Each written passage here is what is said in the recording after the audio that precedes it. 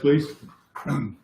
I pledge allegiance to the flag of the United States of America and to the republic for which it stands, one nation, under God, indivisible, with liberty and justice for all.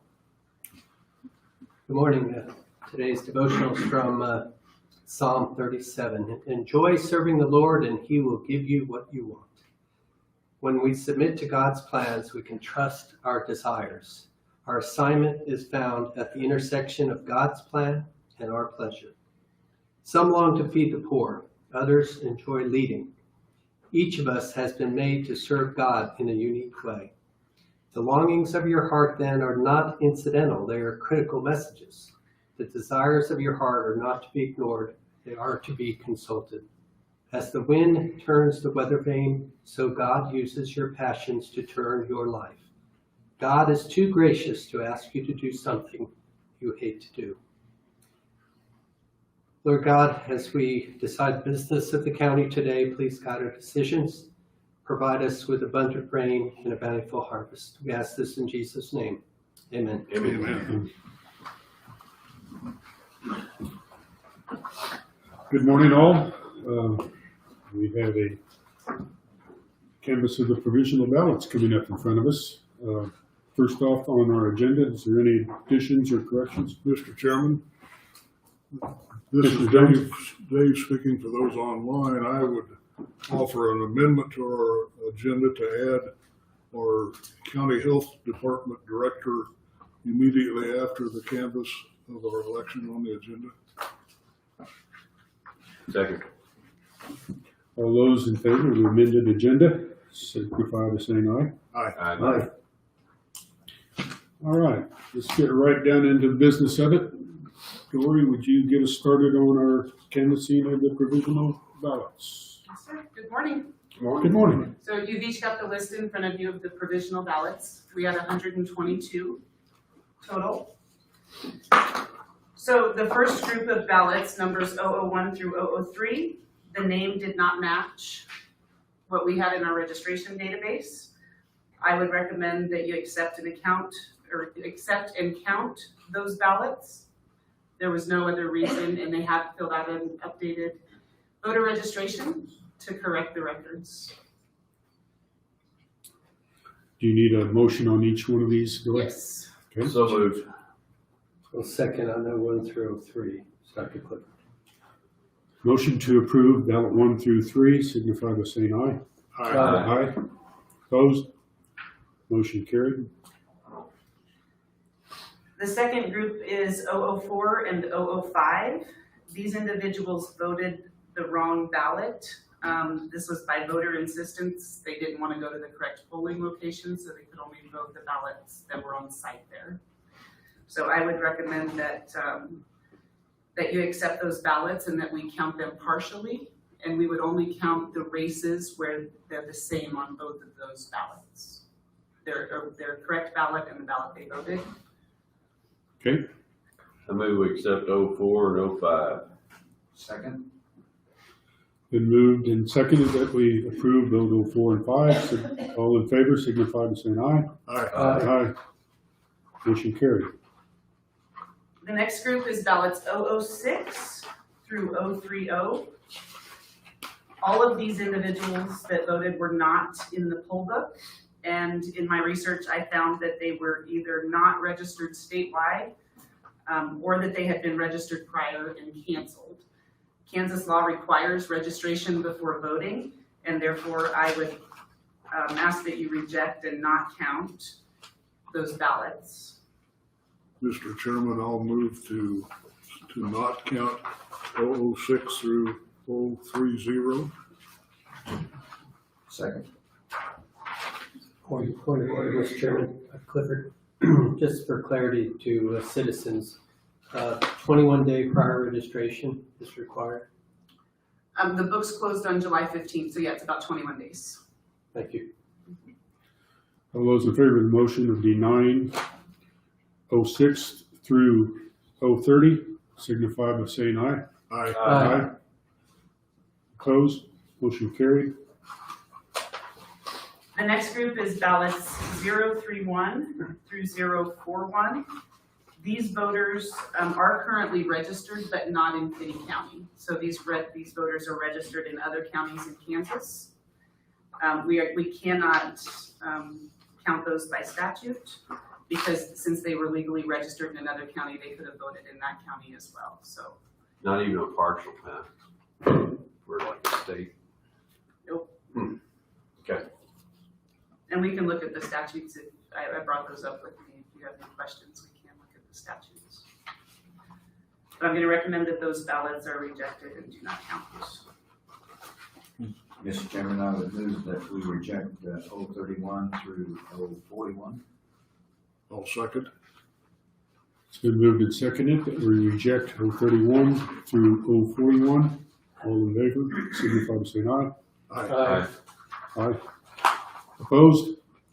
Motion is carried.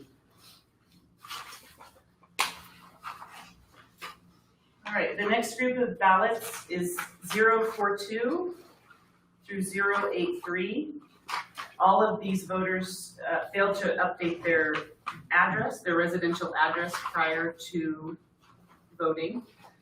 I do recommend that they count because they have corrected their registration with new address. And they have moved in the county just to a different Yes, location. yes, they are moves within the county. Chairman, I'll move Dr. Clifford to accept the votes of 042 through 083. Second. It has been moved and seconded. All in favor of the motion to approve 042 to 083, signify by saying aye. Aye. Aye. Opposed? Motion is carried. Ballots 084 through 087, these were also moves within the county. However, they voted the incorrect ballot due to going to the wrong polling location. And so for these, I would recommend that you accept and have us count partially the races that are pertinent. Mr. Chairman, this is Dave speaking. I'll offer that motion to approve these for partial count. And I would second 084 through 087. The motion is we approve partial on 084 to 087. All in favor, signify by saying aye. Aye. Aye. Opposed? Motion is carried. The next ballots 088 through 090.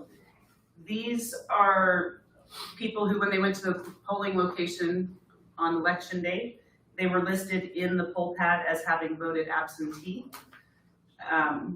So what we do in that, sometimes they do that when their ballots never arrive, maybe they get lost in the mail. So what I did was I researched and verified that they did not cast their prior ballots that were mailed to them.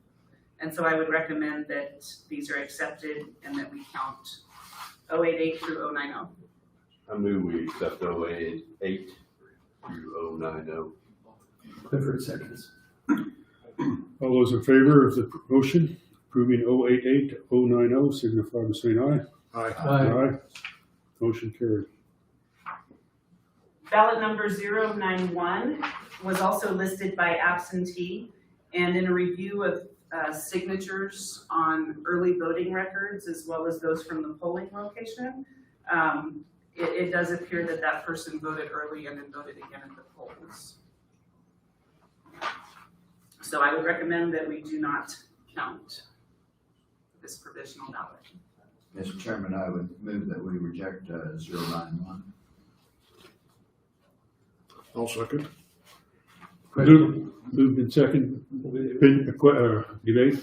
So their mail ballot counts, but not their provisional. Actually, this was not a mail ballot. This was an early voter. Oh, So really? they Their came walk-in vote They counts. came into our office and voted early, Okay. and then went again to the polling location. So whether they forgot they voted. They were from Chicago. Any further discussion on the motion to deny 091? If not, all in favor of the motion, signify by saying aye. Aye. Aye. Aye. Opposed? Motion carried. Okay, the next set of ballots, 092 through 102. These were all what I would call a clerical error. the poll worker mistakenly requested or required a provisional ballot because the voters were not affiliated. The correct procedure would have been for the voter to affiliate and then vote normally. So this was just a mix-up at one polling location. No fault of the voter. No fault of the voter, no. Okay. So I would recommend that we accept and count 092 through 102. I move we accept 092 through 102. Second? It's been moved and seconded that we accept the ballots 092 to 102. All in favor of the motion, say aye. Aye. Aye. Opposed? Motion is carried. So ballots 103 through 105. These individuals were not found in the poll book when the poll workers looked for them. However, I was able to find them in our database. Each of these were in a suspended status due to completing an incomplete application and not correcting it. But they did complete a corrected application when they voted. And so I would recommend that those 3 ballots that you accept and count. Mr. Chairman, this is Dave, and I'll offer a motion to count ballots 103 through 105. Second? Any discussion? Been moved and seconded that we approve ballots 103 to 105. All in favor, signify by saying aye. Aye. Aye. Opposed? Motion carried. The next group is ballots 106 through 116. And for these ballots, the party that the voter voted did not match the party that they were registered. So in most of these cases, these were libertarians, registered libertarians who wanted to vote. So we gave them that opportunity. However, we cannot count those because they were not a member of the party that they voted for. A lot of those people said that they believed that libertarian meant they could pick a party at the polls. So I think they had libertarian and unaffiliated confused. That's what the majority of them are. There were a couple of others that were Democrat that wanted to vote Republican or vice versa. You mentioned unaffiliated. Would you explain that to the public, whether they can or cannot vote in a primary? Yeah, so unaffiliated means that you're not a member of any party. And so when you get to a primary, you in essence can affiliate at that time and choose to become whichever party you like. Libertarian is an actual party, just like Democrat and Republican. Okay, thank you for that clarification for the public. Gentlemen, 106 through 116, your preference? I move that we deny those ballots. I'll second. It's been moved and seconded. Any further discussion?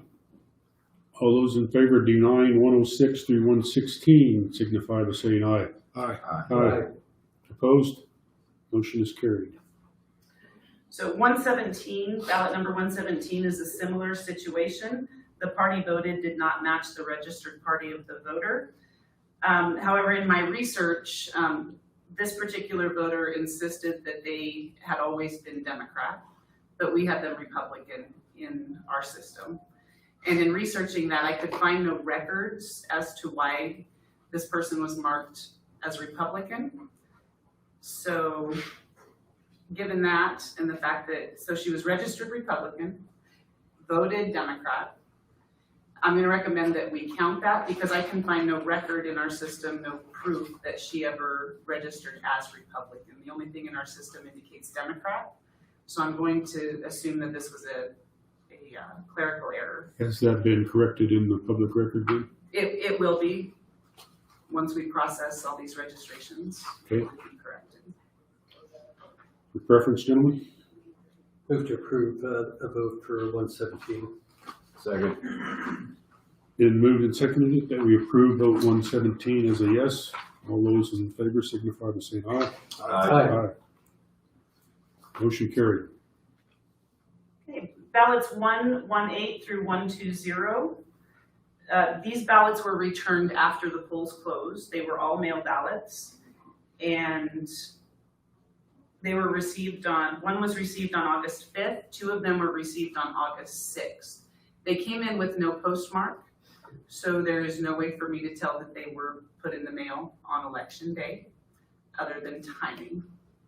So I will leave this up to you guys because the law says that a mail ballot must be postmarked by election day and received in the election office by the Friday after the election, which was the 7th. One was received on the 5th, 2 were received on the 6th. We had this happen last election, same thing. What did we do last time? We denied it. counted it. We counted it. Mr. Chairman, this day, then I'll offer a motion to approve 118 through 120. I would second that, and we did, because they were in before the deadline. We had same situation with a couple of them last time. That's well pointed out. They were received before the deadline, so. All those in favor of approving ballots 118 to 120, say yes. Aye. Aye. Okay, aye. Say aye then. Opposed? Motion carried. And who was the second on that? Was that Long? Yes. All right, the last 2 ballots, numbers 121 and 122, these were provisional due to a technical error at the polling location. So one of them, the voter wasn't able to put their ballot into the scanner because the polls had already been closed. They were in there voting. They just didn't get to the scanner in time. And on the other one, the ballot printer jammed. And so we set that aside as a provisional. So those were just technical errors, and I would recommend that you accept and count. I move we accept 121 and 122. Clifford second. Been moved and seconded that we accept 121 and 122. All in favor, say yes. Aye. Yes. Yes, thank you. Opposed? Gonna have to stand up and raise our Motion left carried. hand. Just messing with you guys a little bit. You are. And that does conclude our provisional ballot canvass. The next steps will be that we will take this back and count the partials and run the others through the scanner that you've approved. And then we'll have new numbers. So on the 17th, which is our next meeting on Monday, that'll be our final canvass where you will certify totals for this election. Looking at the poll results from this will not change the election, most likely. No, I don't think any of them were close. That close. There's none that close. Okay. Point of order. Mr. Chairman, question for Dory, and this is long for anyone online. The mail-in ballot envelopes, those are prepared by the state, is that correct, or No. do we prepare those? We prepared those. We send all those out. Okay. I had 2 issues brought to my attention that we might want to try to address. One was a elderly resident confined to home and said she had trouble figuring out what postage was due, how much postage she had to have on her envelope to return it. So she's not even sure hers got in time because she doesn't know if she had the right amount of postage on it, and it might be floating around somewhere. They will not send those back. They forward those to us. Okay, And- but anyhow, she had a concern about that, so I don't know if there's some way to know, Yeah, we've actually made a note to add that to our instructions. I've never had calls about that until this year. So when we started getting calls, we made a note to have that information in the packet. And then the second one, and I think you're aware of this one, but it's a personal situation where the resident is 95 years old, confined to a nursing home, and it just said on the front of the envelope, and I looked at the envelope, sign the envelope. It doesn't say sign on back where indicated. So she signed the front of the envelope. And then when it was being delivered here, it was found that she hadn't signed where it was indicated on the back side. So it took another 3 days to get it back into the nursing home, get it out of the nursing home, and so forth and so on.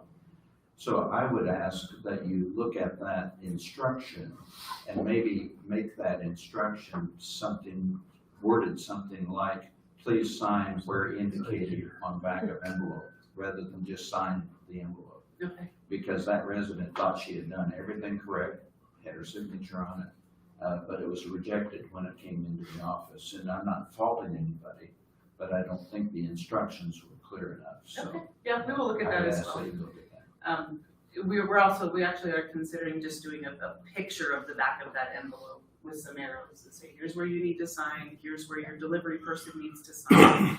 So, but the There's a reason for lot. signing where indicated is because there is a statement there that they are attesting to, and that is why we had to have this. And we understand that, but this is, we're talking, a lot of these mail-in ballots come from elderly people, and especially in the environment that we're in and will be in yet in November.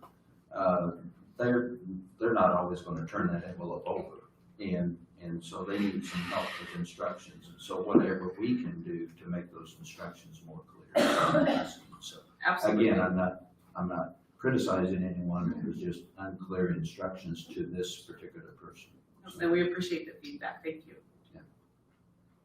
Thank you, Mr. Chairman. Dave, comment, or, I'm sorry. Yeah, Dr. Clifford, just like to compliment Dory and her staff for a very well-run election with an unprecedented number of mail and early voters. It went very smoothly, Dory. Thank you. Yeah, it was good. Thanks to my staff. Dave? Mr. Chairman, I also offer compliments, but with one bit of criticism. Can we get the homemade cookies back on the table in Ward 16? You know, they made that decision all by themselves, so. Those ladies, bless their hearts, they've been diligent. They were there working hard, so good job. We had a lot of people that missed those cookies, so. All right, let's move on with our agenda. I originally told the staff that we'd take a quick break after this, but after 20 minutes, I think we can continue on. On Colin, we have moved you up into the next slot. Our health director has been asked to give us a quick update. The school board votes on schools tonight, and you, I guess, are involved with some of that information provided to them, so can you fill us in? Sure. So the school board will be looking at passing their plan tonight. USD 457 and 363 both meet today. Both looking at Kansas Department of Education, their Navigating Change 2020's plan. Of course, the hot topic item is the requirement for masks to be worn by all students, faculty, visitors, vendors, etc. This is in the Navigating Change document, which the Kansas State Board of Education released a document recommending that local school boards follow those recommendations in Navigating Change 2020. That is one of the biggest things that, of course, are up for debate is masks. Of course, public health, many officials across the state, of course, would recommend mask wearing as well for schools. So I only gave them that same recommendation that I would be in support of Kansas Department of Education, Governor Kelly, and then also the Navigating Change 2020's recommendation for masks to be worn. I Okay, think what questions? we need to make clear is that the school board is the final arbitrator of this mass discussion, not us.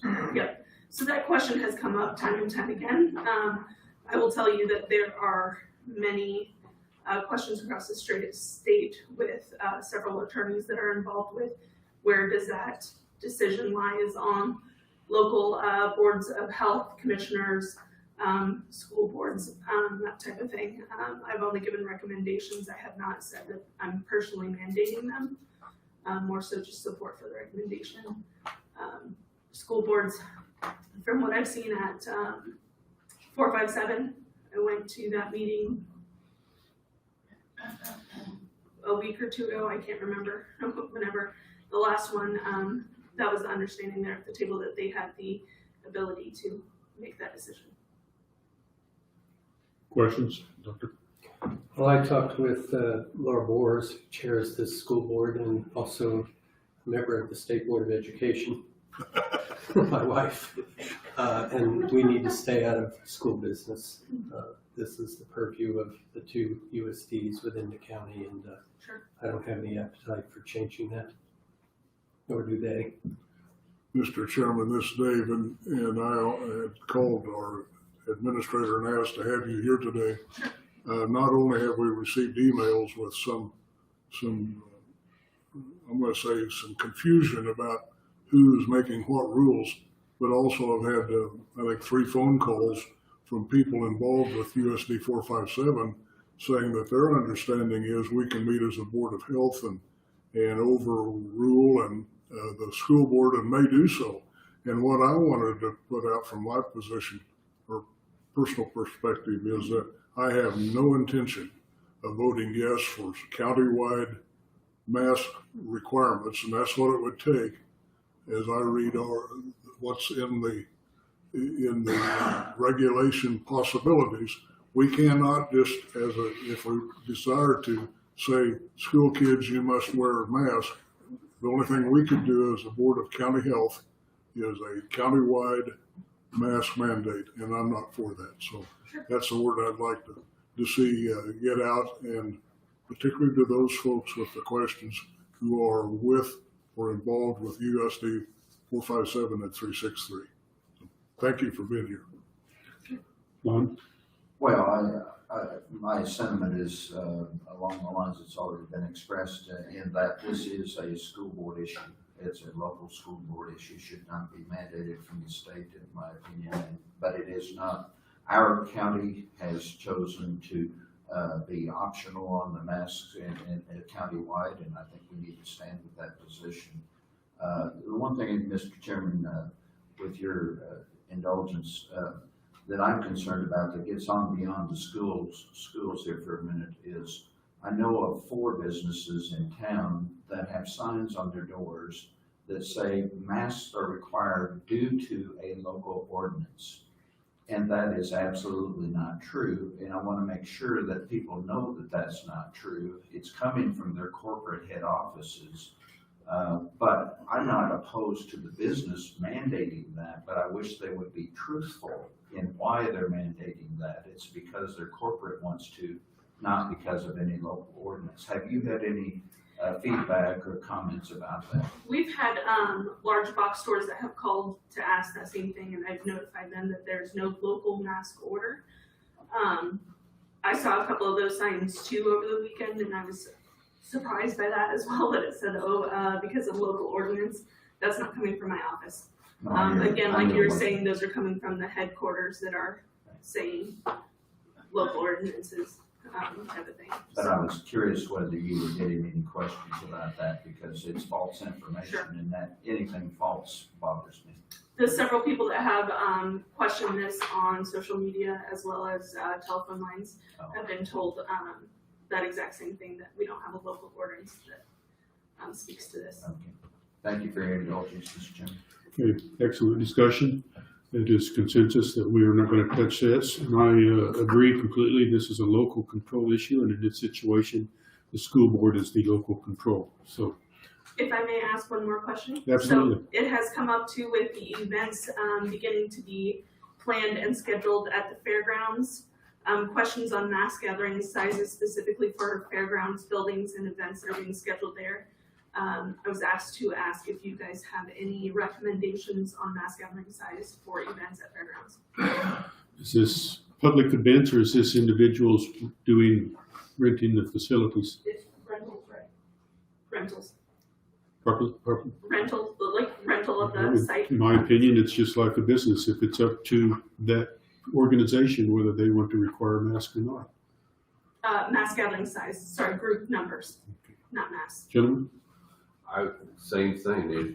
If it's a private event, they can determine how many folks they want. That's where I would stand. Is that a consensus amongst the commissioners? Private event, their call? Their call. I would, I hate these things being sprung on us.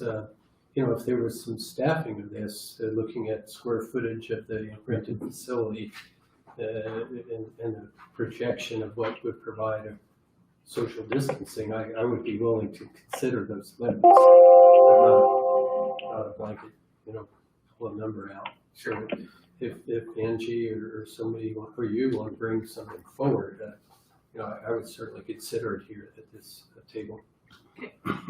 I guess I feel that we should highly recommend the mask. We're not going to mandate if it's an individual private function.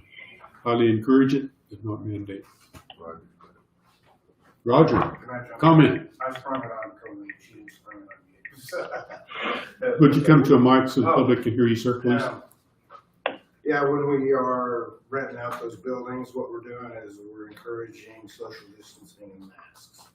So we've got several that are gonna be rather large, so I just thought I'd get it in front of you guys. Or I'd rather have you guys decide than, the staff decide this, so. Your policy just echoed what we stated, so Yeah, okay. highly encourage.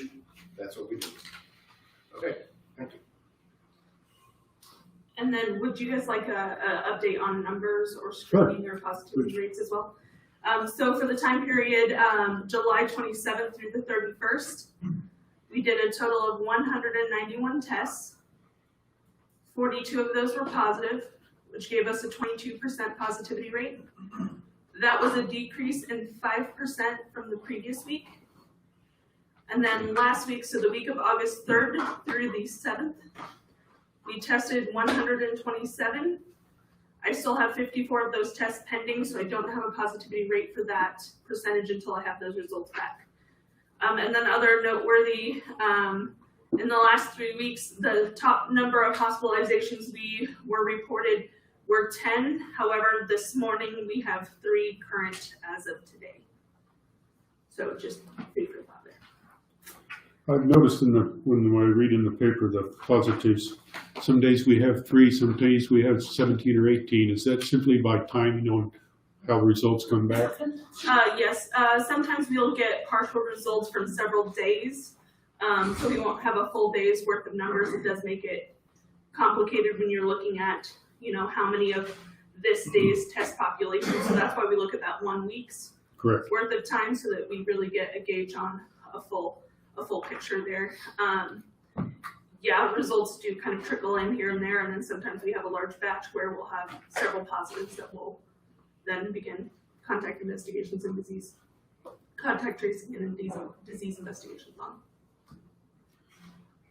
Mr. Chairman, a quick question for you. The tests that are reported on like KAKE TV News for the counties in the Wichita metro area indicate that some of the counties are not only testing those with symptoms or with the protocol that you're using, but also now allowing for tests for people who have no symptoms, who are over 65.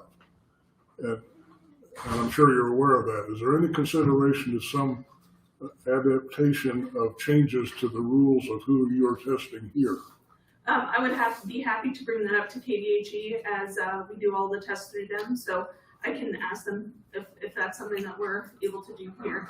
Since we typically stick to the symptomatic, if they feel like they want us to start pursuing asymptomatic, you said asymptomatic 65 years and older? Yeah, they're doing. Sure.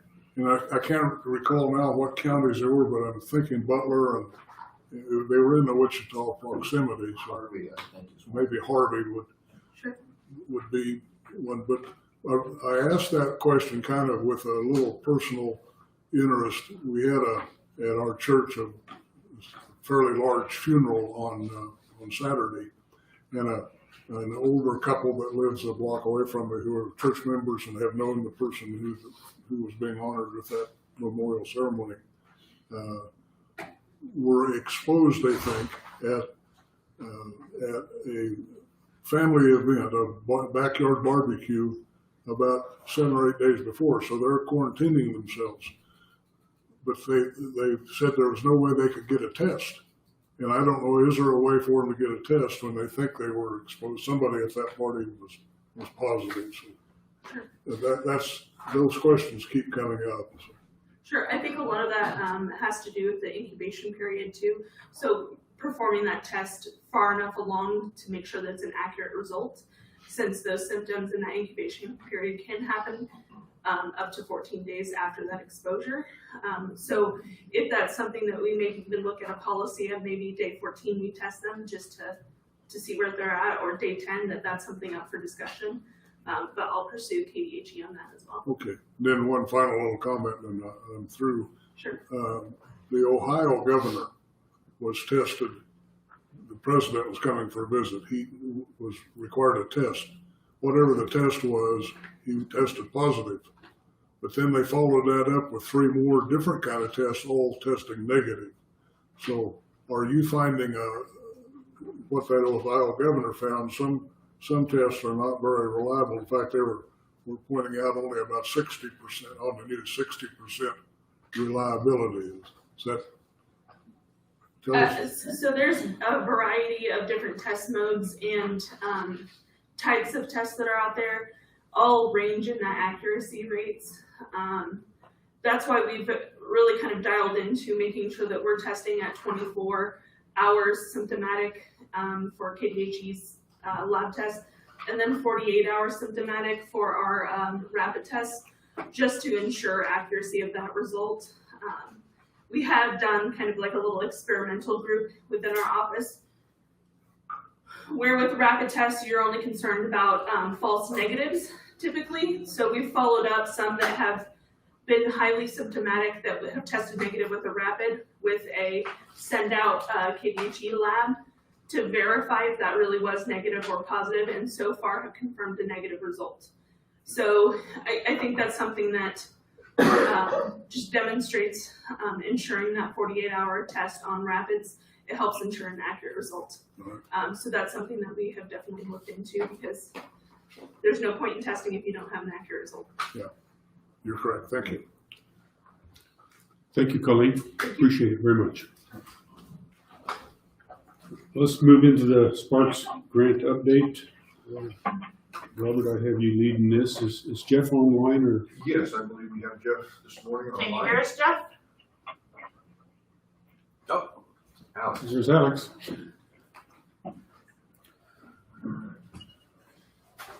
That's plenty. Let the crowd see too. Yeah. Yeah, you can move back.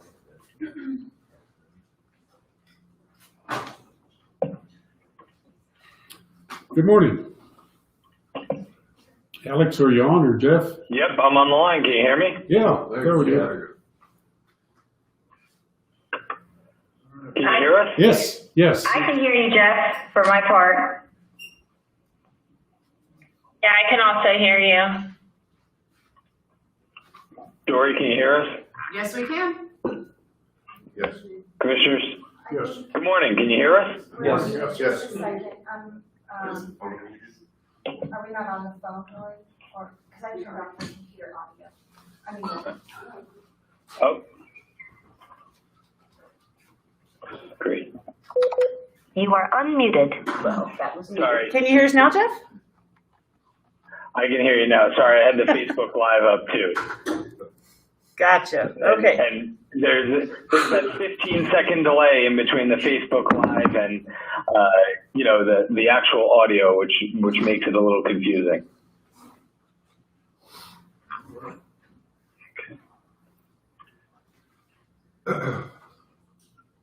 All right, Jeff, go ahead and proceed, Jeff, if you got a report for us. Yeah, I'm just going to pull up the slide deck. I'm going to share my screen.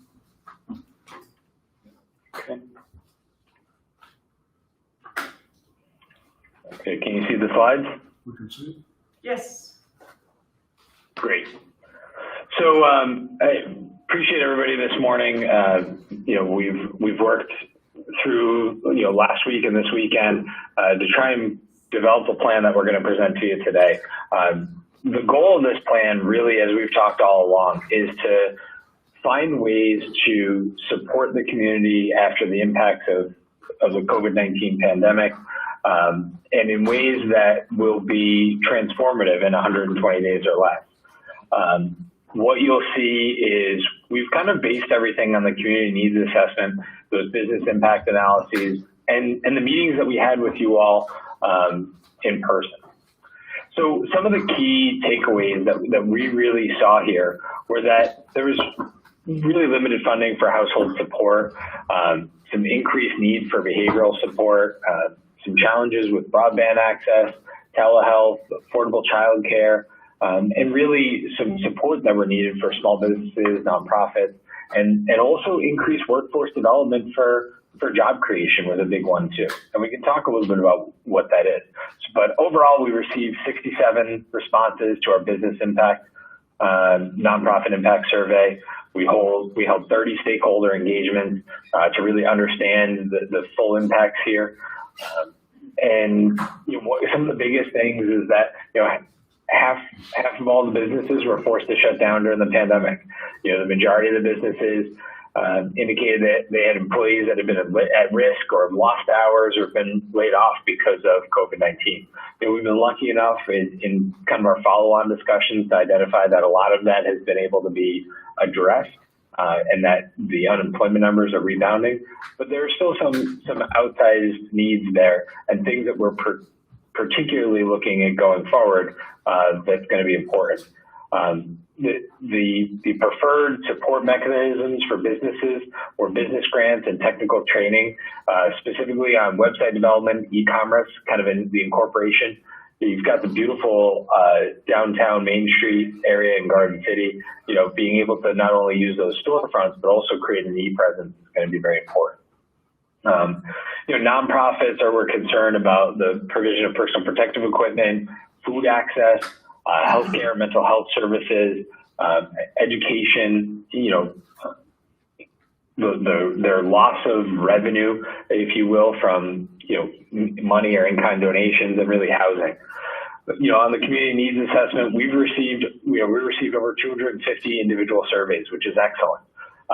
We didn't get a lot of Spanish language surveys or those that were representative from underserved populations, but really more than half of the respondents stated they'd earn less money or work less hours as a result of COVID-19. More than 40% of respondents identified that they were behind on bills, and almost 17% were behind more than $1,000. So still some pretty significant impacts there. And more than half of the respondents also agreed with the statement that in the case of an emergency, they would not be able to cover a month's basic expenses. So with that backdrop, that's kind of what we looked at to create some different programs to address those concerns. So on this next slide, you'll see kind of the programs, and I'm going to go into detail about each program that we're talking about here. We've set up in basically 4 buckets of funding, and this is one of the most important things to remember here is, one, this is a fungible item. This is the initial proposal based on what we've learned from you all, but also we're looking forward. We've seen a marked trend nationally where the federal government got this money out really, really fast. And they said, hey, we need to get this into the hands of the people so that they can know money's coming, everything else like that. However, what they're starting to do is they're starting to tighten in on some of those administrative controls that were really lacking in the initial outreach. So we've designed every program here with the thought process, with that in mind, knowing that we're going to have to respond to those changing elements and the things that will come up in the reporting requirements. So really, this allocation, it's reimbursement, and the county direct aid is going to be 50%. That's reimbursement to everybody, every eligible individual that's out there, every eligible individual organization, excuse me. Then we've set up a 20% of your allocation for agency relief grants, 20% for COVID response and recovery grants, and then a 10% for the household emergency relief program, and really to target those underserved individuals. So let's talk about each program and what we have here. First, the reimbursement program is really designed to provide you flexible spending to reimburse costs incurred by the county and then also local governments, nonprofits, and school districts from March 1st to August 15th.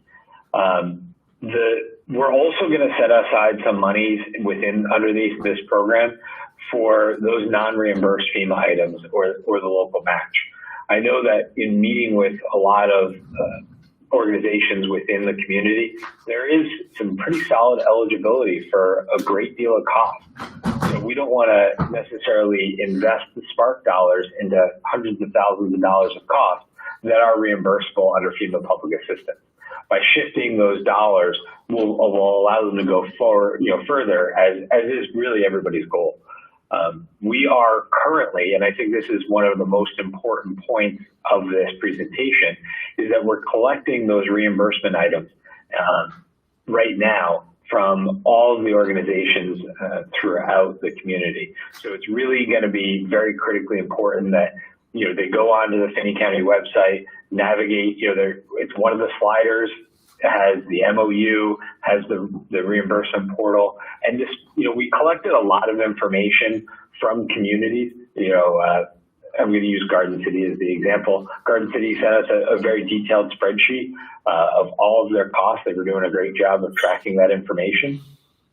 But, and we have, they're updated that they provide them feedback on what is eligible for FEMA reimbursement. But as they finalize those reimbursement requests, we'll still need them to go onto the website, go into the reimbursement portal, set up that MOU, because the MOU sets up that legal link between, it sets up the expectations of how the money's spent, even though it's a reimbursement, and allows you to put in those items that ultimately you need reimbursed. Recognizing that, not everything will likely be reimbursed. And our goal is to collect all those things, and Thursday when we meet again, be able to provide those out to you for your final review and approval. Everything here too, within the reimbursement will be scored. We have a scorecard that's been presented, shared with county staff, so that everything is transparent, everything is quantitative, not just, hey, you know what, I felt this. It's scored by programmatic requirements and the needs of every, really the whole needs of the community. So let's talk about, so let's switch into the program, the direct aid, the other 50% portion. And we really wanted to look at the funding prioritization and objectives. Again, I'll kind of harken back just for everybody's reminder. These are the state of Kansas funding prioritization roadmap, how they see different items and what the state themes are. And they break down into these different areas. Talking about improving capacity, throughout these elements, talking about providing support to local agencies, increasing access, and really trying to find that COVID nexus. And I think that's the most important point within all of this is there are some things that we know that will work long-term, that will help the community long-term, but we always have to go back to that COVID nexus. Okay? So let's talk about the COVID-19 response and recovery grant. All right. The goal of this project is really to, this fund will support folks that were, it's designed to help nonprofits, community organizations, healthcare providers, really respond to the impact of COVID-19 and look at right-sizing initiatives for them. We're going to put out, we'll talk about process in a minute and what those look like, but we'll create a notice of funding availability to kind of let everybody know, hey, this grant opportunity is here. And this is, again, going back to what are the best practices, to ensure a complete inclusive practice and make sure the funds are distributed where they need to be. This is the best practice. So we're kind of aligning with those things that we see coming down the pike from the federal government. So we're going to do, we've kind of said we'll set up the program to have a minimum award of $5,000 and a maximum award of $250,000. The commission can make an exception on a case-by-case basis based on the needs of the funding. And the program set-asides, we really wanted to set aside 50% of the program to address some of your biggest concerns. First was connectivity, and getting not only the infrastructure up to support telehealth, distance learning, the digitization of businesses, but really also look at, getting devices out there, getting people more online. We also heard loud and clear from from all of you, from the constituencies, from people that we met with, that the COVID-19 really has had a profound impact on mental health. So we wanted to make that a set-aside priority to make sure that we're really focusing in on mental health big time as well. And then lastly, having a childcare set aside, really looking at improving access and availability to services within the county. We can't, I think that's one of the impediments to long-term development, but it also was a real impediment to a COVID-19 response. These will all be, again, evaluated, scored, and we'll authorize them with your approval based on an ongoing basis. We're really, when we evaluate them, we're looking at, the alignment with the state and county's funding priorities. We're looking at organizational capacity too, because if an organization can't, they may have a great idea, but they may not have the capacity to execute on that, or they may not have the capacity that after the funding goes away to continue that program. And we don't want to just throw money at a problem and not have it really be addressed. And then also, one of the biggest things too is to make sure that we're not, all of our organizations are leveraging other funding sources that are out there and available to us. We don't want to just say, hey, because Spark is here and it's easy, we want to put everything on Spark. And you see that theme throughout how we've put together this plan. One of the other, this is kind of we wanted to propose here an alternate funding plan for some of those strategic projects. So we have the notice of funding availability, the NOFA, that will go out, and it's kind of like a grant application hint. But we can also look at some strategic priorities of the county, and the two are here from Finney County Economic Development, that allow us to do a direct aid reimbursement to them. We would set up a little bit more tight of an MOU structure and a subrecipient agreement, but they would really be managing those funds independently within those two organizations, should you want to go this route. The one caveat that I'll put in, we've spent a little bit of time trying to get confirmation and clarification from the Spark Recovery Office about if these long-term construction items will actually be, are considered under the program. And while we think there may be, we don't have definitive guidelines. So if this is something that you did want to move forward with and put it in, we'd want to put it in the direct aid plan, but also make sure that that approval is there. And just to kind of give you a workflow of how we're going to do this, it's kind of the program pre-launch. We've got, we'll create documents. We have the electronic systems to be able to back this up. We'll do the outreach, in coordination with county staff and local government staff, publish our funding, notice of funding availability, receive the applications and review them on a rolling basis, and execute the grants, as we need to. This will allow people to start the program. We do some monitoring and reporting, and then we ensure closeout in advance.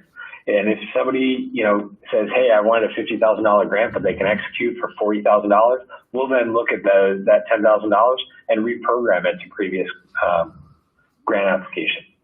All right, so this is kind of the Gantt chart timeline, which is aggressive, but it can be shortened down a little bit with the assistance of the county. One of the major items that's out there that I think we really need to mention is that we really can't move forward with any of these direct aid items without the state approval of the plan.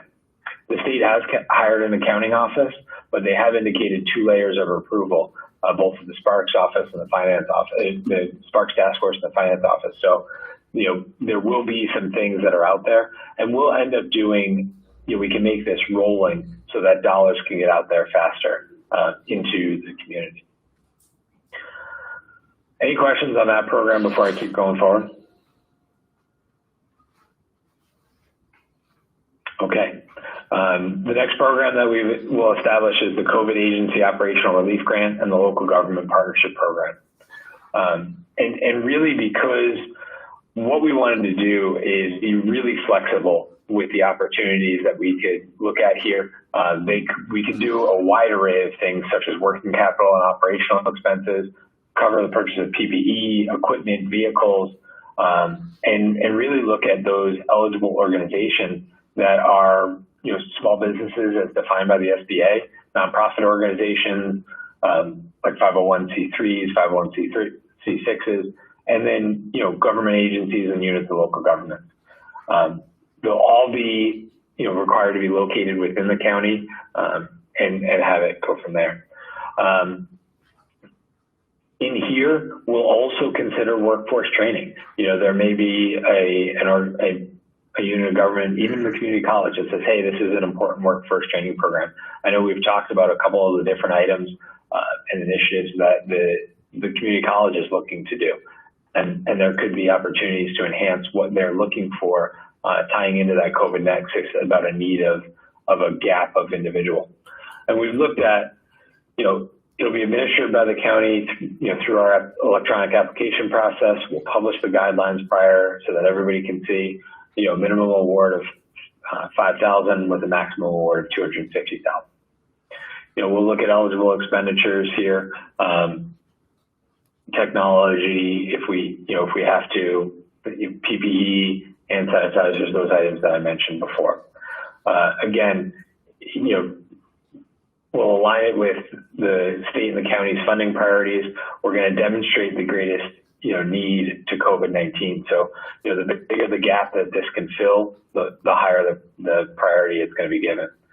Additionally, you'll see a very similar outline of how things will be able to roll out, but we'll be able to implement this program, much more rapidly, so that we can really get out funds as soon as possible, a lot faster with this program, just because of the streamlined nature and we're able to do this a little bit faster. There's less need for programmatic control. Finally, we're going to end with the Household Emergency Relief Program. And really what this is it's intended to alleviate the burdens on individuals and households by providing them grants to meet their assistance. It combines several items that were identified in the community needs assessment and through conversations with nonprofits. And we really want to be, focused on the greatest economic and social need. It's not just going to say, hey, just because you had an impact, you can apply for it. You have to really have an impact and a need and tie those things together. The program was contemplated with a maximum award of $10,000. And the way we came up with this is we looked at the median household income in Finney County, which is about, just over $56,000. We took 50% of that household income and we said, for 4 months, it was about $9,400, and then we rounded up to $10,000, just to provide an overall. There's no minimum here. We really want to be able to meet the need, but we want to target here. And the application process is going to be very robust. It's not just, hi, I have a mortgage need or a utility need or a rental need. It's going to have to be very detailed and defined so that individuals that really need it, can show that they need it, and we're targeting that need. So, these are the application document checklists that we would look at. They must the county, and really allow, to make sure that we're not giving the money to the individual. We'll give the money to, the landlord or the mortgage company or the utility provider, for their exact need. Okay. So again, program activities are pretty similar here, in terms of, the program launch, disbursement, everything else. And this can be a rolling program that we can keep open. We'd probably want to cut it off at the end of November, if we'll monitor it very closely. And the reason that we'd want to cut it off is because any of the excess funds that are from here can be reprogrammed to different needs. Okay. And, this is kind of the timeline for the overall program. Again, very proven program that has been implemented in many places nationally. We've kind of amended this slightly to meet your specific needs, but this can be pushed out very, very rapidly. Other than that, so that's kind of the overview of everything that we were looking to do, based on reviews, funding priorities that have been articulated. And really, we tried to apply a quantitative methodology to this, when we were looking at the surveys, then intermixed it with that qualitative, those qualitative interviews to see anything. Alex, do you have anything to add kind of to the presentation?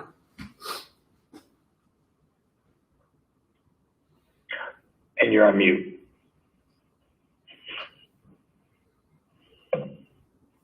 Hi. No, I think I'm just open to answering any questions that you may have. I think one thing that's important to remember with this direct aid plan, that it is in fact a planning tool. It's not set in stone, so there will be an opportunity. We'll need to adjust as we see how we'll put milestones in to kind of adjust to see and reevaluate if we need to shift funding to other programs. But a lot of it it's just intended to be a planning tool to kind of give an indication to the state of how we plan on allocating those funds. Where things will be more final is when we submit our reports, the reimbursement reports on a quarterly basis. So. And one other thing that I wanted to highlight before we kind of address any questions too is that on the reimbursement side, one of the things that's come to light is that while the state would prefer to have all of the reimbursement, for this August 15th deadline, we have until the September 15th reporting timeline to really put in all of our initial reimbursement. So I know there's a concern on, getting those reimbursements in and getting some FEMA determinations on different elements. So just kind of looking forward to that in mind. We do have some breathing room here. And all of this is subject to change. As we've told everybody all along, we are building this on the idea that, we have our, December 31st timeline, but we're seeing widely circulated, widely discussed that it's, there is the potential for extension. Until that extension is written in black and white, it's imperative that we don't plan for that. Okay. All right, Jeff, I'll open it up to the commission for questions and then get comments from staff. Eric? Question, Jeff, would you cover the scoring system again? Who's in charge of the scoring the requests? Or are you doing that or are we doing that? So we're going to do the scoring of requests based on the criteria that you all set up, that we've agreed upon. We have some draft scoring criteria that's set up for the reimbursement requests. And then we have some, each program will have specific scoring criteria along with it on the direct aid side. So we're going to be scoring that. Robert and I just talked this morning. We'll do the initial scores, and before we present the final reimbursement plan to you, the staff will validate, kind of those scores as well in an overall timeline. Okay, thank you. Jeff, could you go back to that Venn diagram of the buckets of the first slide? I only followed about 70% of the allocation. So it's 50% to the reimbursement and county direct aid, 20% to agency relief grants, 20% to COVID response and recovery grants, and 10% to the household program. Okay, I missed the COVID and response piece. Didn't discuss that at length. Thank you. Oh, sorry, Commissioner Clifford, I was having a tough time hearing you just then. That clarifies it. Thank you, Jeff. Okay. Mr. Chairman, Jeff, my question is with regard to this process in conjunction with the state. We have to approve whatever we approve to submit to the state by the 15th of August. But you mentioned that their approval process is a twofold process, one with the Spark group and one with their accountants or something of that nature. So when are they supposed to give us, or do they have a deadline for giving us their approval? If I can answer this question, Jeff, if you'd like. Please. Yes, they have until September 15th. Okay, so that's a hard date that a month later. Sorry, yes, sir. They have until September 15th to submit to the federal government. We're hoping they're already starting to evaluate proposals. They open the proposal period from August 1st through August 15th. So our hope is that they have already started getting that volume down. I know that they're also looking with hiring this accounting firm. They're looking to streamline and expedite the approval process so that it doesn't have to, that it doesn't take as long. But their hard deadline is the 15th. So we're hoping to have feedback by the first week of September, but we may have to push for that. Okay, And thank you. Commissioner, I think one of the other important pieces too is that the actual reimbursement disbursements can't be made until that plan is improved as well. So I think it's just it's another piece just for everybody to be aware of is, hey, you said I would be reimbursed. We've got to wait on the actual mechanics of that until it's approved. Right, that Yes, there might be was part of the point of my included. question, yes. Thank you. Jeff, this is Dave with a couple of questions. Are you receiving Yes, the sir. request for actual, if the term I'm going to use, reimbursement from the entities within the county? Yes, sir, we are. And Robert sent an email over the weekend to make sure that everybody was hopping on that. Okay, we're seeing things kind of, I'm going to use the term generically, but not the dollars and cents. So when will we see an accounting of what is requested so we have an idea where this is going? That'll be on, so we'll send that over to you on Thursday. Okay, all right, thank you. Staff, Robert, do you have any comments or? No, we can continue working with them. I know some of the household reimbursement, as far as the documentation, may be a little bit tricky, but I'll follow up with Jeff and them to figure out how that's going to work. We did have an audit review and spoke with the auditors this week about the tracking of that grant as well. So working with the auditors and Jeff on making sure we have the documentation down. Just one more comment, Jeff. So we have the money in setting in an account. The problem is we have to wait for the state to say, yes, you can use it. Is that what you're saying? Yes, sir. Well, chances of that happening. Oh, negative ways, Commissioner, I negative know. ways. Mr. Chairman, this is just a process thing for Jeff and or Robert. So on Thursday, what we should, and this is for public information to help the public understand what our process is here as a county commission. So on Thursday, we should expect to see what the plan is with some numbers as far as what staff and what Jeff and his crew are putting together. Is that correct? That's correct. That's Jeff, correct. You want to step in here on that, but what they'll see is two parts. One, the reimbursement, and then the second part would be the direct aid numbers, correct? That's correct. And then that's what will be submitted to the state is once, Correct. or whatever we approve on Thursday. Correct. That's what will be submitted to the state. For your plan, that's correct. Yeah, upon your approval, we'll submit that to the state on Friday, ideally. Yes. I just want to make sure that not only we understood, but the public who are participating understand.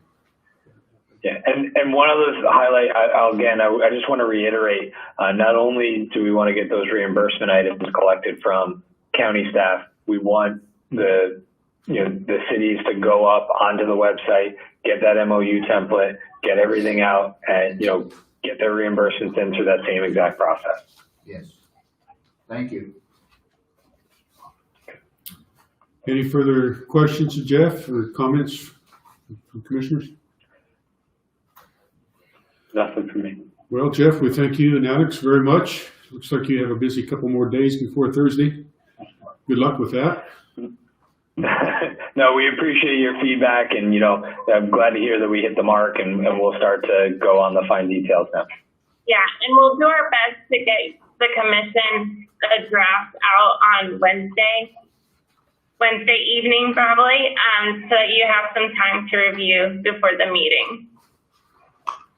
going to step out just a little bit. We have some representatives I see in the crowd from the city, college, so forth. Anybody have something that you really want to address before I close this part of the session? Nobody's waving their hands, Jeff, so. Well, I do think we probably have just a couple quick questions. Oh, would you? Okay. Yeah. Microphone, please, sir. Yes, sir. Matt Allen, City Manager, City of Garden City. Just a couple of details and take advantage of Jeff and Alex being on the phone. When we don't have an ID yet, so I don't know if others are in the situation, but we can't upload anything, and we are in the position to upload to the portal information, but are still awaiting an ID. So I think Melinda sent an email out to Alex this morning indicating that was the case. I will send you an ID right now. Thank you. And the other thing, we have loaded as the strategy that Jeff pointed out, information on the FEMA portal and website. Now, actually have had contact back from FEMA. It looks like for some of the personnel, and I think Jeff anticipated this a little bit, saying that there's going to be clear-cut reimbursements and there's going to be sort of gray area reimbursements on which you'd have to push a little harder with FEMA. We got an understanding of what that process looks like from our area FEMA person in Wichita. And I would say that maybe that appears to be more cumbersome than maybe we would be led to go down. I mean, your money will be completely distributed by the time we would figure out whether or not those resources would be available to us. So we're going to try to assess what that 75% increment is worth to the process and try to clearly present that to you, understanding that you ultimately have to make the determination.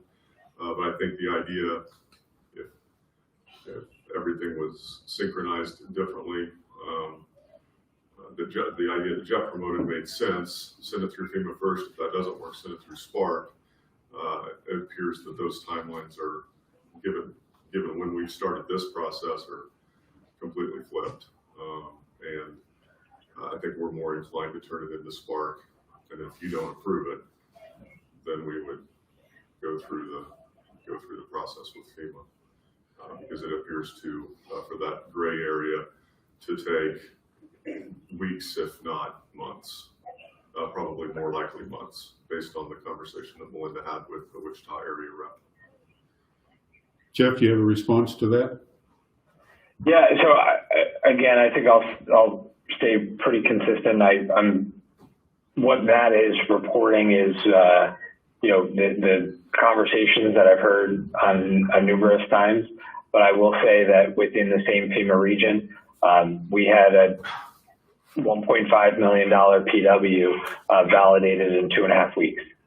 So it's not as bad as maybe everybody's being led to believe, but it is, I can't guarantee that they don't continue to get backed up. Because as I've said throughout the entire process, it's first in, first served.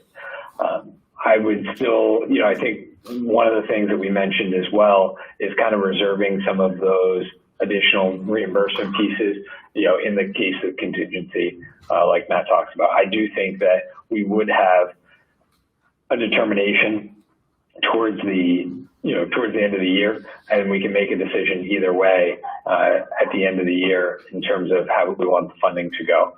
But I think for the best benefit of the entire community, we need to pursue, FEMA first. Okay. Any further discussion amongst commissioner staff? All right, Jeff, we appreciate and Alex, everything you guys have done for us. We've definitely chosen the right company and people to work with. We appreciate that very much. And looking forward to our presentation Thursday where we get down to the nitty-gritty. Thank you for the kind words. Have a good day. Thank you. You too. Thanks. All right. Let's, Jeff, how much time do you need, or you can take a break? Oh. I'm sorry, Dwayne, can I interrupt? So one of the things in the packet that we need to address as part of Sparks is the MOU, Yeah. correct? So we need you guys to approve that and then authorize Robert to sign those MOUs as they come in. As those MOUs come in and are approved, that's how the organization gets an organization ID. Okay. Just for your information, we've done that. All right, motion to approve. Speak again. Tell Lon what his motion's gonna be. So we'll need a motion to approve the MOU and to authorize the county administrator to sign those MOUs as they come in With regard to the Spark funds. with regard to Spark funds. And so moved. I'll second. Good. Been moved and seconded. All those in favor of the motion signify by saying aye. Aye. Opposed? Motion carried. All right, Doug, let's do yours quick. I don't know if it's quick, but let's do your presentation, then we'll take a 10-minute recess. Up to you guys how quick it is. If we say no, is that quick enough? You'll have some upset people, I think, but That wasn't an option, but no, was it, Doug? no, not really. This is, as it says, just the request for the RFP for the fiber project, and it is a fairly technical document, but I do believe anybody who would like to bid on it would understand that what we are after is a completed project, and it goes over the type of fiber, the fiber count, the connection to the fiber. This is a request for a completed project with very little interaction from Finney County. So hopefully the people bidding would understand this document lays out the intent and the project from A to Z.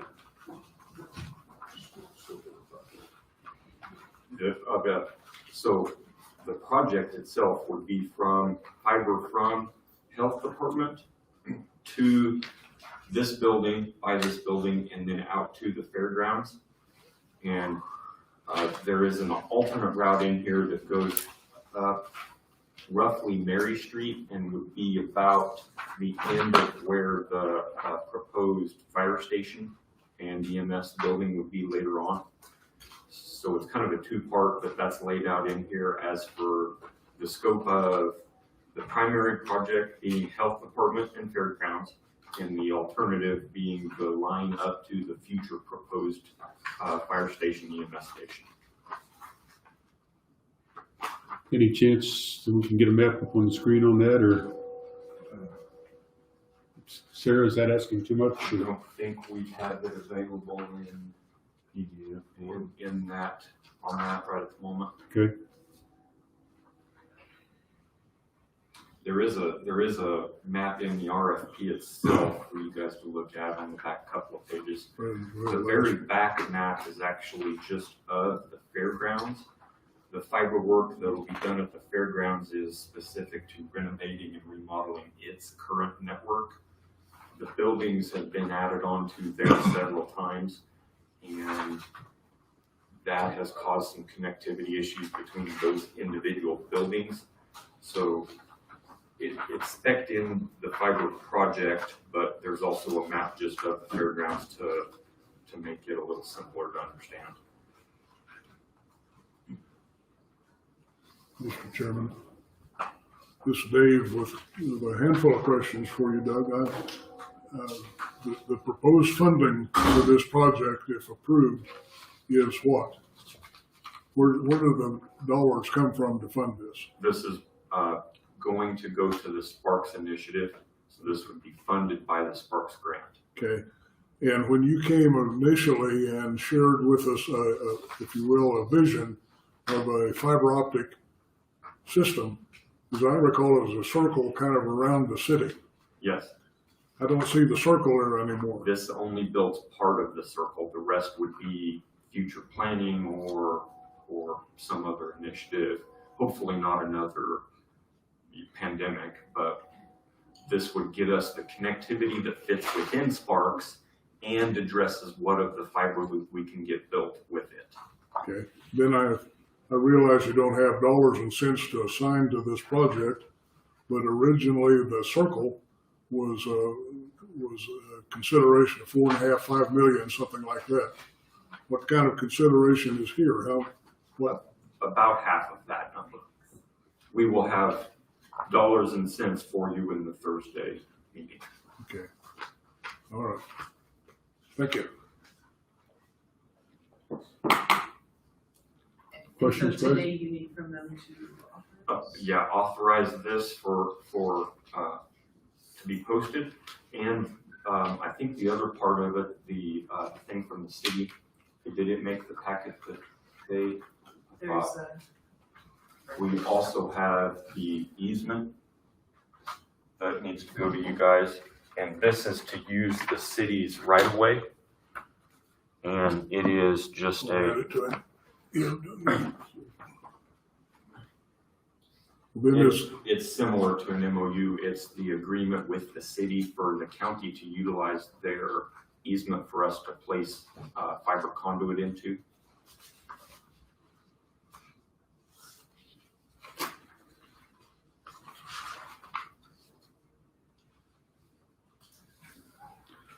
I'm trying to scan these documents as fast as I can. Guys, have you looked through this as well? yeah, I'm gonna point out something. It'd be nice to have this a day or so ahead of time so we could read it before we're asked. This was a lot of work to get done in a fairly short amount of time. We would have liked to have had it to you sooner. We were still working on it. I just printed these out this morning. Yeah, I still would like to have it. Question, what do you think the response will be on this, request? I think there will be enough response to get the project completed.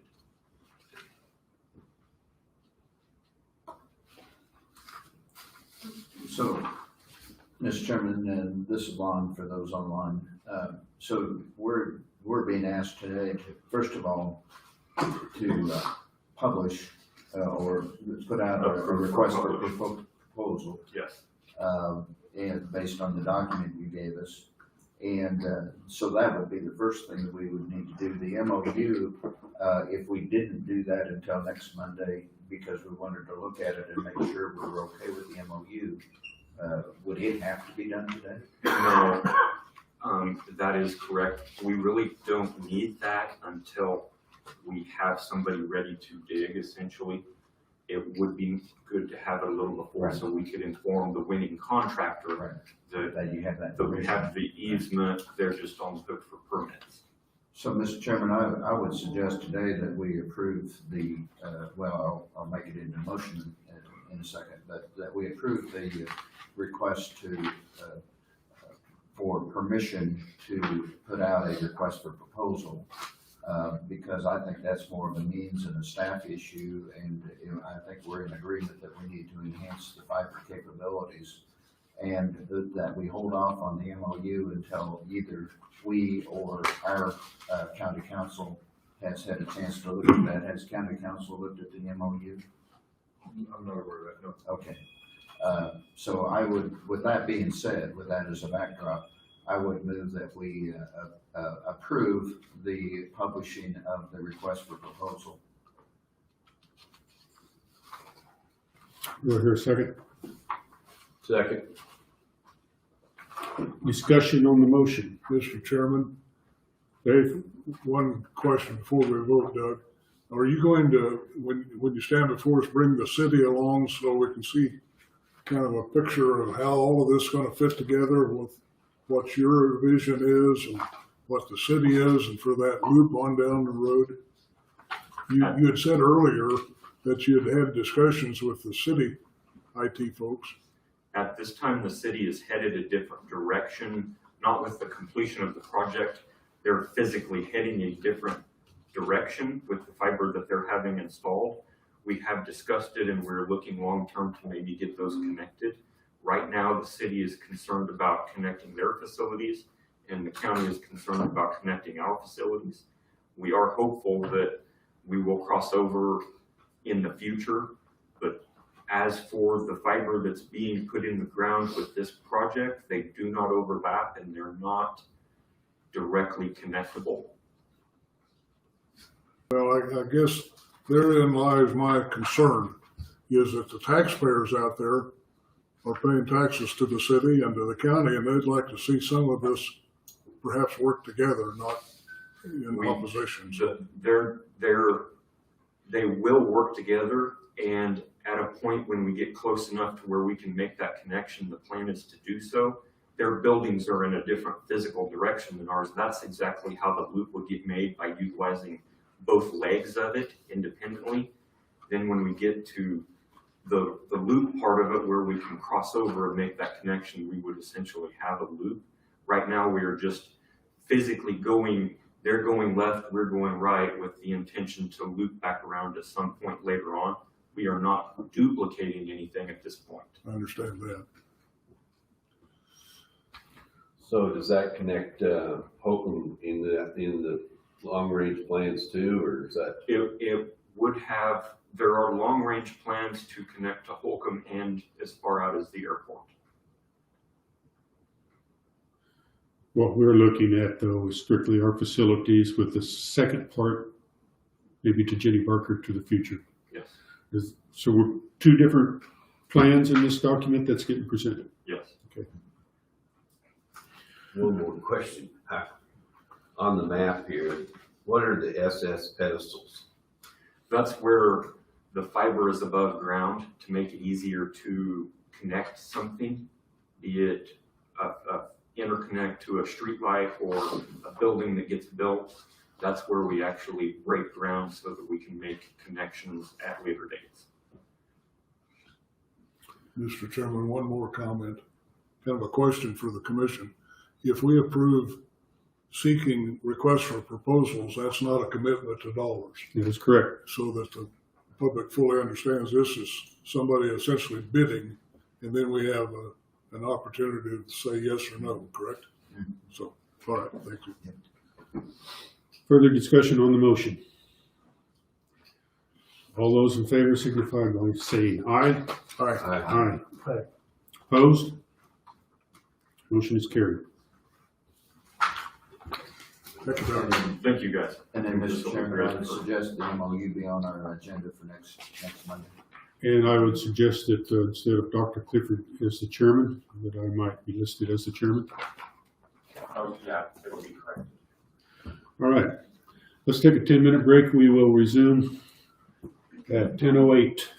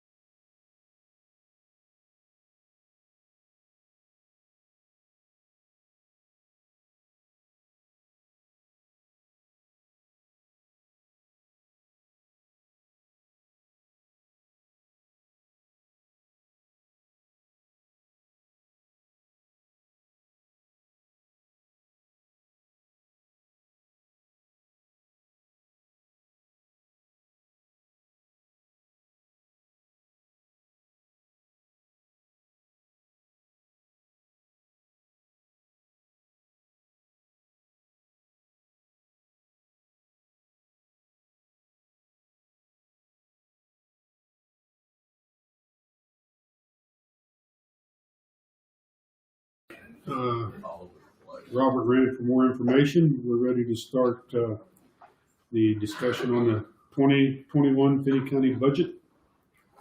And like I say, Robert ran off, left me real quick. That's what kind of confidence he has in you. Did he file for divorce or just for legal separation? We have updated books, guys. I think my scribbles are still in the new pages, but we'll give Robert a couple of minutes to get back in here.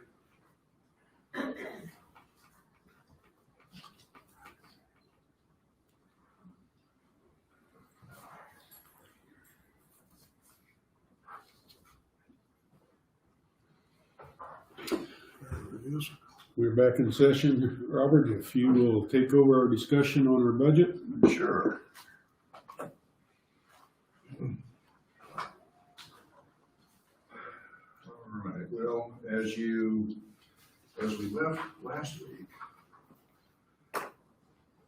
Commission provided some direction with where they wanted to be in the budget. As you recall, your direction was to reduce the mill levy approximately 0.6 of a mil, which was approximately $290,000 to get us down to the current mill levy of 48.608. So in reviewing, went back over the week and reviewed the documents and did some refiguring and so forth to see how we can get to that point. And I provided you a summary. You have an updated budget book, but provided you a summary then of the things that I did to accomplish that. One of the things that I looked at was to recalculate the reimbursements from the exempt funds back into the employee benefits fund. And I was able to go ahead and adjust that by $150,000 back. And once again, that goes back to the employee benefit funds. In the transfer from landfill to road and bridge of $90,000, that was done in essence to accommodate some of the projects that Road and Bridge had planned for this year, or excuse me, the upcoming year. So we are looking at transferring then from landfill approximately $90,000 to help achieve that end.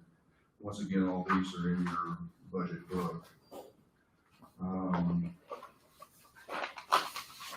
The non-appropriated fund balance on each one of these funds, you're allowed up to 5% non-appropriated fund balance. Reduce the non-appropriated fund balance of the law enforcement fund, 10,000. That's still approximately 3%. So you're still in good shape there. Decrease in the soil conservation request, about $11,000. They had requested $46,000. Current year is a $30,000 appropriation. That leaves them for 21 an appropriation of $35,000. So that's an actual increase, right? That is correct. That's an actual increase of $5,000 as opposed to $16,000. City on the Hill requested $20,000. I put in there $10,000. You've never funded them before, but my understanding in the past, you received requests of approximately $10,000 in prior years. The Western Kansas Child Advocacy,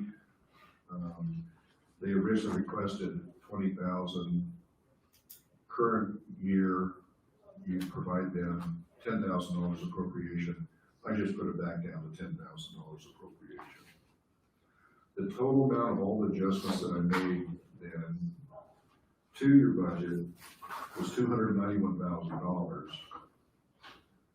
which gives you an estimated mill rate of 48.605. Your current mill levy rate is 48.608. But more importantly, it keeps the dollars expended flat, correct? your spending dollars are not flat. Correct. Your mill levy, your spending dollars actually went up a little bit because of your fund balance. Your beginning fund balance was a little bit stronger.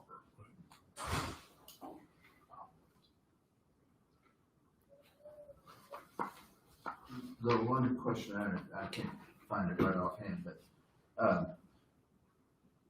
and this is not for or against what you've just done here. First of all, I appreciate, what you've done, your diligence in going through and the summary page. I really, really appreciate on how you came to what you did. My one question is on the soil conservation. It seems like each year, and I was trying to find it real quick and I can't, that they say that they get matching funds if we fund them to a certain level. And I want to say it's at least 25,000 or something. So we're at the 35, we're still above what they need for matching funds is my question.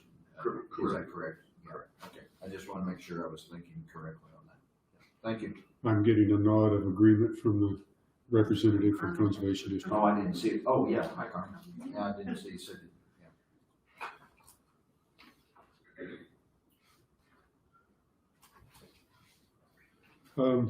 General question, I guess, on the whole related budget, salary increases, was that at what percentage? The calculated salaries increases at 1.5%. Your, in your calculation for your limits, the state used 1.8%. Okay. Loaded question maybe, are all of our departments, including elected departments, are they following our salary uniformity across the 1.5%, or somebody stepping out and allocating larger increases? We calculated that based countywide based upon 1.5%. Okay. Mr. Chairman, just a follow-up question to that, then is that 1.5 allocated to that particular department, then they use a performance pay system to allocate those funds? Is that how that works? I believe that's correct, County Pay System. I mean, that was Still what my getting up to speed on recollection that, was, yeah. We do use pay for performance. Right. But the 1.5 is allocated to that department. Yeah.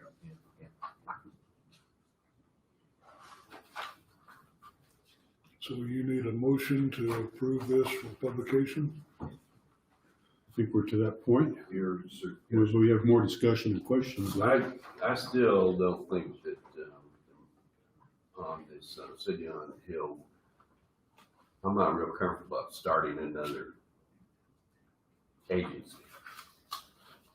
I know it's not a lot of money, but it's just the precedence of saying, here's another agency that wants money and they come to us. Yeah, Larry, this is Lon for those online. I appreciate what you're saying, and I too try to sift out what do we need in the county versus what do we want in the county. And as I've evaluated that request and then that organization, it's fallen under the need area in my way of thinking.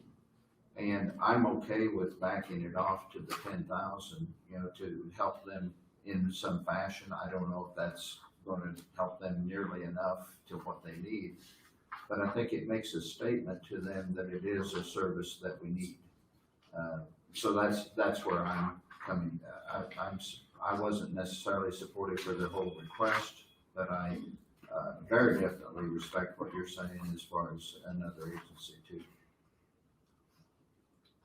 The fiscal committee did meet with City on a Hill, and they presented some pretty compelling metrics about the people they serve. A large percentage of those are Fannin County. And the other counties all do provide some level of funding to them, and we don't. We have the largest share of their. And there's not an overlap of another agency. No, this is residential substance abuse treatment. Right. I don't know that there's another residential. To my knowledge, it's not an overlap there. Well, I might point out again, Larry, if you really feel strong, we could always cut it at the final. We can't add, but we can cut. So I it's not that big of a deal, it's just that I just. Principle of My the thing. principle of the thing is I don't wanna start funding another agency. Yeah, I respect that. I understand what you're saying, but I do believe it's a need within our county. Unfortunately. Mr. Chairman. Another question, with the amount of work that you're doing here on this budget, will our audit budget go down? I don't know whether your audit budget will go down, but you won't be paying them necessarily for the preparation of your annual budget. Okay. So, your audit, once again, I think I spoke about. Well, I that a should couple say weeks ago. audit, I should Yeah. say our Accounting services. Accounting services costs. Yes, it should, with anybody, yes. Dr. Clifford, when we met an audit committee last week, they told us there was a shift in software in the treasurer's office. And that necessitated a lot of conversion and extra hours, so I don't think you'll see that savings this year. Right, correct. Oh, thanks for that good news. It's amazing when one computer we can't talk to another. Well, and that software upgrade was actually across all of our departments, so not only the finances, but the tax, and that was what we implemented last year, so. It is a struggle when you're switching systems and you've gotta convert all that stuff, so. I guess my comment is a little bit of shift in the organization. We kind of lost, I guess I'm going to say history.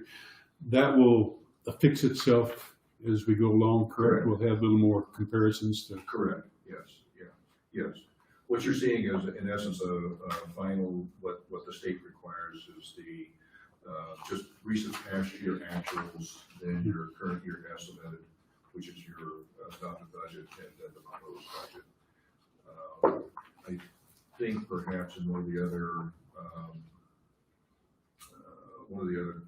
spreadsheets that we showed to you, I think we went back to 17, I believe. So we had actuals back to 17. And you'll begin to see a consistency on line items as we move forward, since we're making some adjustments in the accounting system. That was my point, I guess. Thank you. Yes, yes. Making it more clear. Yes. Dave? I would offer the motion, if you're ready, Mr. Chairman, that we publish a budget not to exceed, if I'm reading the right number, $45,316,612. Is that correct? Yes. Yes. Which is down a little, but I'll offer the motion to approve that for publication.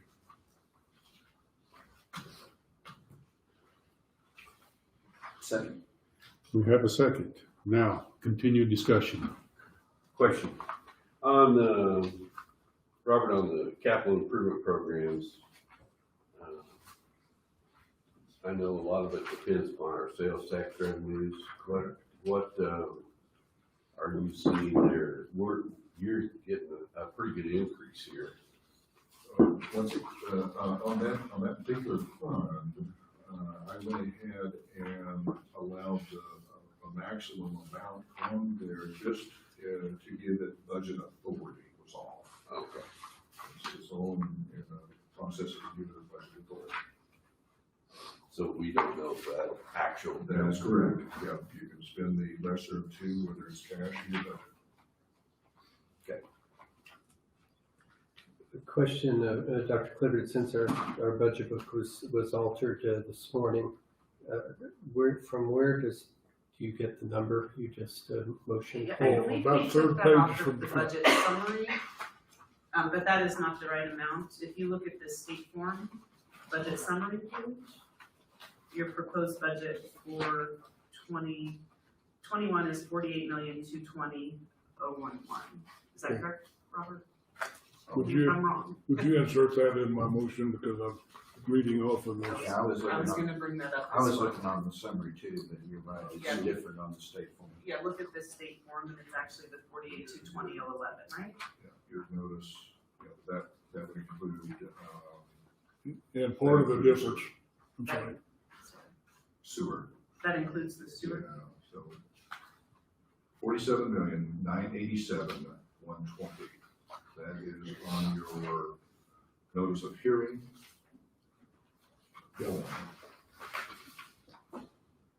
What page do I find It's that? not on a page. Well, it's right behind the state form you have. Yep, that's it right there. Yep. It should be the last of your state form. It's right under. Part of that state budget includes not, other than ad valorem taxes, isn't it? Correct. Yep. Correct. That's what makes a difference. Correct. Yes, you're absolutely correct. All right. That was my motion. I'm sorry that I did the wrong figure. So the figure again, Robert, is The budget authority on expenditures is $47,987,120. The proposed mill levy rate, 48.605, which is down very slightly from the current 48.608. Further discussion, comments, observations?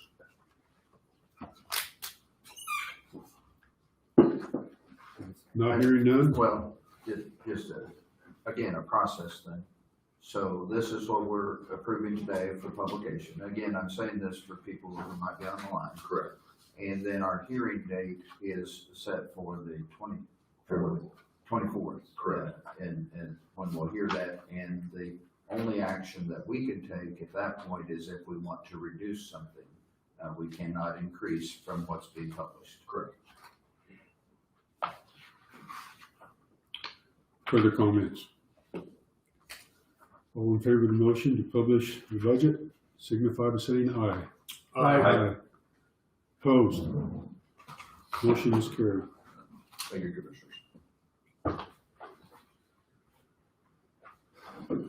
Gentlemen, I think we're done for the day? Just, No? well, We're not? well, I didn't know No if you were reports having listed. reports from everyone, but I had a couple of things to report. Oh, okay. It was referenced a little bit ago that the water issue in Towns Riverview has been addressed. And for those who don't know, late Friday afternoon on the 7th of August, KDAG issued a news release in which they announced that they have rescinded the do not drink order for Towns Riverview South. But they make it very clear that this issue is not totally addressed. The Towns Riverview water system still has to present a plan for a more permanent fix. But the tests of the well that they restarted obviously came back with sufficient data to say that the water was acceptable for drinking. The other piece that's been referenced in this boardroom before has been with regard to KDHE's orders and the appeal by Towns Riverview water system. There was a hearing set for last Thursday on August 6th. That hearing was continued because the KDHE is preparing a consent order to be approved by the court, and that consent order was not completed, so they continued that hearing. So there's still an appeal of KDHE order on the more permanent fix for the water system.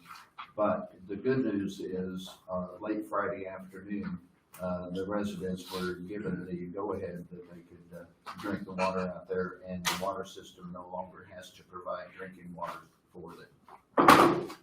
And then lastly, not related to that at all, but Nick Baldetti, who is the health officer in Reno County, working for our former administrator, resigned his position effective this Friday, and is going to college and working with their health initiative. But he did a great job over in Reno County. They had very few cases, obviously, but he he's leaving his position on the 14th of August. So the reason I mention that, he's also serving on our KAC board representing the health directors, and so he's been replaced by the health director at Douglas County on our KAC board. Okay. Question, will we still receive those, comparisons that our accounting firm used to prepare for us? Yes, I think we received, some of the graphs here just recently. I don't know if they're updated or not, but. They're not updated yet, Yeah, but yes, you'll get, yes. Okay. Yeah. We kind of enjoy Appreciate those. those. So, Yeah, those are good, yeah, those are good pieces. all right, gentlemen, we will see you all Thursday. Yes. What, 8:30 is the time we have set, so All right. we are adjourned till Thursday morning. Good job there.